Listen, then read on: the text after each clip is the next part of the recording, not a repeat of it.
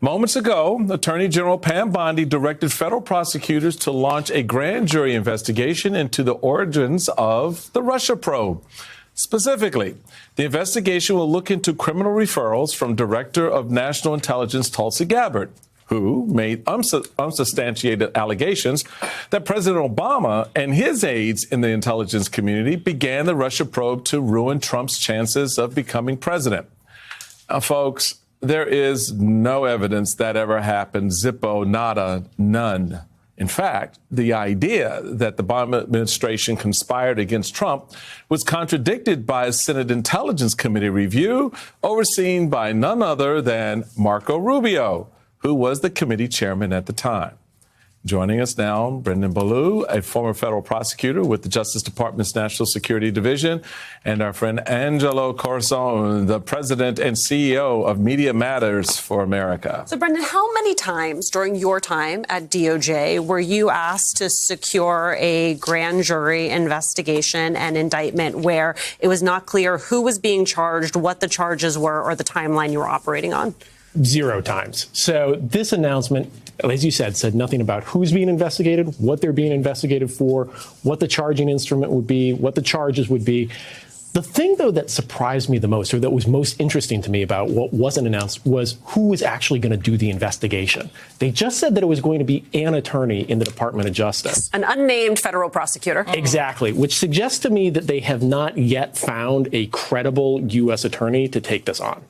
Why do you say that?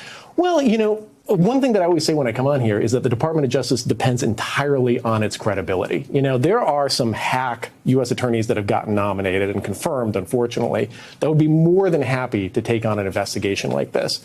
But if you actually want to secure an indictment in front of a grand jury, you know, 18 or more citizens, you need somebody that actually is going to be credible in front of them.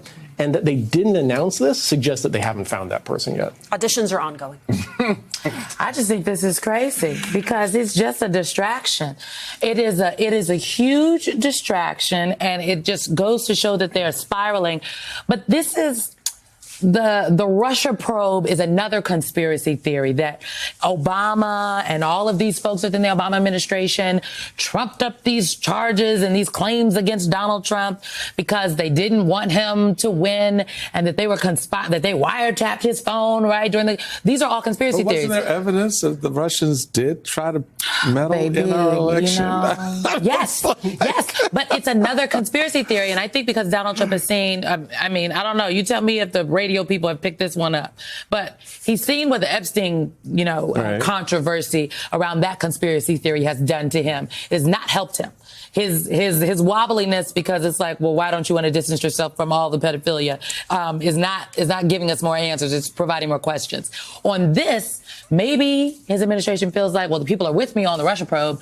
I'm on the up and up on that conspiracy theory. So let me just mix that thing up on the table, and perhaps that'll distract people to look over here and not over at this thing. Yeah, it's the safest possible thing that he could tap into as it relates to these conspiracies and these narratives. And it's also one of the promises that they've been making. And when I heard this, I thought all the way back to November of 2017, because I remember a Rush Limbaugh segment where he basically laid out a story that sounded exactly like what was reported today, a fantasy, a fiction, in which the Trump's Department of Justice literally just has a non-named U.S. attorney launch an investigation to get James Clapper and John Brennan for Russiagate. I mean, it's literally, they plucked this from a Rush Limbaugh segment. And it wasn't just then, and this gets to your point about it being safe. But that one, he was such a potent storyteller that those things have legs. And when he sort of laid that architecture out back then, and obviously it existed, around it, but he told it in such a concise way. If you then pull the thread, from that time period on, just a couple years, maybe a year and a half, so 18 months, Fox News did 2,000 segments alone on that very topic. A notion of this investigation being launched by the Department of Justice that would then expose and prosecute these people. So to your point about it being safe, it is the safest possible play. And the two other corollaries to it are, one, this is part of his campaign promise. He launched in Waco, promising to be revenge. This was one of the revenge items, that he would go after these individuals and prosecute them. And the other is that, I'm so happy you started with the frame, that it's about his base. because it's not about the rest of MAGA media or Trump-aligned media. They don't care. See, they have not been percolating and swimming in this Russiagate stuff for the past 8 years. Trump's base has. I'm sorry, what are we then defining as his base here? I would say it's the people who were listening to talk radio 8 years ago and had cable that have now finally got Roku but don't know that it's Roku and still think that they are flipping the channels on a cable box and are now, for the first time ever, maybe listening to YouTube or watching YouTube because Tucker Carlson is no longer on Fox, right? That's his base. His base is the talk radio listener or the Fox News viewer and the people around it, the ones that have been percolating in QAnon and this. It's not the Joe Rogan audiences or the Theo Vaughn audiences or the broadcasts. They were in it for the conspiracies against the abstract deep state, but they never cared about Russiagate. In fact, they love Obama.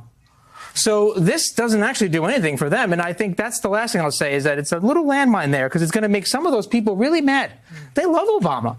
They're going to think, what is this guy doing? I don't know anything about Russiagate. This feels like a distraction to stop us talking about your pedophilia defense. Well, I'm going to stick with that for a little bit because you do open up a little bit of the other side of this in terms of how this is being fed by the administration in the first instance to that base. It's not, and this, we sort of touched on this last week, that you got to be careful about who the players are here. The Joe Rogan types, the folks who are the influencers, the ones who are kind of playing in this space at that level are not the base. They're not the rank and file moms and dads out there who put the MAGA hat on. In fact, the people burning MAGA hats probably, that's a whole nother conversation. But it does beg the question of what does this grand jury process do that either legitimizes or delegitimizes the story. The thing is, I was thinking, you're talking about all these conspiracy theories. It seems like the worst thing that could happen here is actually that they bring an indictment that gets to a verdict. If you're basing a case entirely on conspiracy theories and then you bring it to the public, eventually that's going to have to get judged by a judge and by a jury.